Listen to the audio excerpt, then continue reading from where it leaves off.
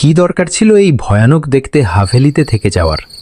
একটা রাত আমরা গাড়িতেই কাটিয়ে দিতে পারতাম। বাবু, আপনারা ভেতরে আসুন। আপনাদের দেখে অনেক ক্লান্ত মনে হচ্ছে।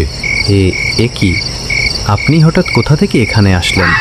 আর আপনি যে আসলেন, কই আপনার পায়ে হেঁটে আসার আওয়াজ তো পেলাম না।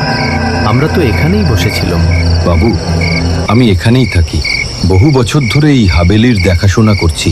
আপনারা কথা বলছিলেন, তাই হয়তো আমার পায়ে হেঁটে আসার আওয়াজ শুনতে পাননি। আপনারা ভেতরে আসুন বাবু। ওখানে যে কামরায় একটু বিশ্রাম নিতে নিতে কথা বলবেন। রোহান, তুই এত প্যানিক করছিস কেন?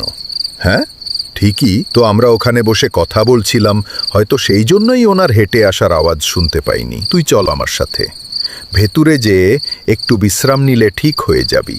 ঠিক আছে রাজু, তুই তো আমার কথা শুনবি না। চল তাহলে যাই হাভেলির ভেতরে। রাজু, তোকে একটা কথা বলতেই হবে ওই লোকটার ব্যাপারে। আমি না একটা ভয়ানক জিনিস সেই সময় লক্ষ্য করেছি। এ কি? আপনি এসেছেন এখানে? কি হয়েছে? কোনো সমস্যা নাকি? আপনাদের কিছু প্রয়োজন কিনা তা জানার জন্য এসেছি বাবু। কিছু লাগলে আমাকে বলতে পারেন, আমি সব ব্যবস্থা করে দিচ্ছি। না না, আমাদের কিছু লাগবে না, ধন্যবাদ আপনাকে।